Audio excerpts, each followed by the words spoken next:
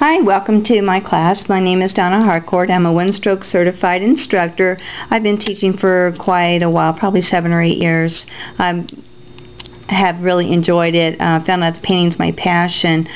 For today's class, we're doing the ferns and butterfly and the daisies. And so for this class, you're going to need some one-stroke paint brushes. I like the one-stroke paint brushes because they hold a lot of paint, and it does take a lot of paint to paint the one-stroke way. So today, if you've bought in the package, they have a package that kind of looks like this, and then they have one that has like 16 brushes, but both brush sets are really nice to do. Nice to have. So, okay, we're going to start out today. You're going to need a number 12 paintbrush. Mine are getting kind of beat up. A number 8 round, a 6 flat, and a 3/4 flat. And then if you have a stylus that's available, go ahead and get that out too, because we might use that on the butterfly. Okay? Alright, the first thing we need to do to learn today is to load our paintbrush, and we're going to put the background in. The background is all that blue, and to put this in, it was called the slip slap method. So I load up some blue by sticking in the corner, and then I load up some white and I put it in there as well. Take it out here. I'm going to lay it down so I can do it. Stand up on the chisel head, holding your thumb about halfway down on the paintbrush. Stand up, push down, 1, 2, 3, and you can see it's starting to work that paint up already. A good rule of thumb is do this 3 or 4 times to get that brush good and full. The first time we press down really hard. The second time I'm going to press down almost as hard. And I do that 3 times. This time I'm going to go ahead and do it again, but I'm not going to push down quite as hard this time. Anytime you push down really hard, you push the paint way up high on the bristles. This is my 4th time, and I'm not going to do it too heavy here. But as you can see now, I'm somewhere between 1/2 to 3/4 up. So for my last to get started, I'm just going to dip in this one, dip in that, just small dots, and I'm going to stop right there. Okay, we're going to do what's called the slip slap method. I've already started mine out. You're going to start right here in the middle, and then you're going to start right here, and then you're going to work yourself up. It's slip, slap, just like that, just like it sounds. And you pick up more paint. You can do that 2, maybe 3 times, and you're going to cover the whole thing, just like that. You don't want to stay in the same area. You want to alternate it. Go here and go there until you have it all covered. Once you get it all covered, it's going to look like this. Okay? So that's where we are. So if you'll take and pause the videotape for a few minutes, and then finish your slip slap method and dry it with a hair dryer, or let it dry naturally, and then come back and we will be ready to go ahead and do a couple practices. Okay? So alright, now we're going to practice. You got a little practice sheet of paper, a little extra sheet, and we're going to take the number 12 brush and we're going to load our greens. First of all, you want to make sure your brush is wet, and then you lay it on a paper towel and watch the color drain out of it.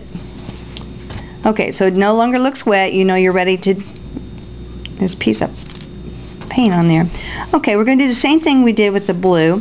I'm going to jab or dip into my dark green. I'm going to... Pretty good, so it's like a little V there on the end. Also with the fresh foliage. So see, I have a little V. I'm going to go right here between the 2 of them. Standing up on the chisel edge, I'm pushing really hard this time. Push, push, push. So it's 1, 2, 3. I'm going to do that again. 1, 2, 3. And one more time. 1, 2, 3. When you feel this, when you're blending right here on your plate, 1, 2, 3, it ought to feel something like butter when you're doing that. Okay? Once you get that filled, let's bring out our scrap piece of paper, and we're going to work on making some vines. I already have one here to show you what I want you to do. As a general rule, light color leaves. So with my thumb, again, it's very important to have your thumb up in the air, thumb halfway up on the brush, have your elbow off the table, because you need the room to be able to move your arm back and forth. So if your arm's on the table, you really have very small, you'll have a lot of restrictions that way. Okay, so I'm going to stand up on the chisel edge. And again, if you don't know, this is the chisel edge. Stand up on the chisel edge, and I'm just going to pull very lightly, and I'm using my whole arm to pull that around. So I want you to try, now see it's dry on the edge, so I want you to try 2 or 3 of these. So I'm going to go in, I'm going to get a nice blend, 1, 2, 3, blend my paint, 1, 2, and I'm just going here and wiping off the excess just a little bit. Okay, now I'm going to do it again, and this is how I want to try to make some more. Make some little ones. The more you practice this, the easier it gets. If you push too hard, you're going to get something that looks like this, and you get more of a thick line. That's not what we want. Okay, so when you do that, also it messes up the end of your brush. So I'm going to go back, I'm going to blend on my plate again and get that nice chisel edge. So you have that. Pick up more green.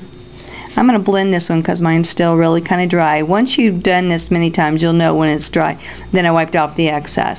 Okay, so this time I'm going to turn it a little bit.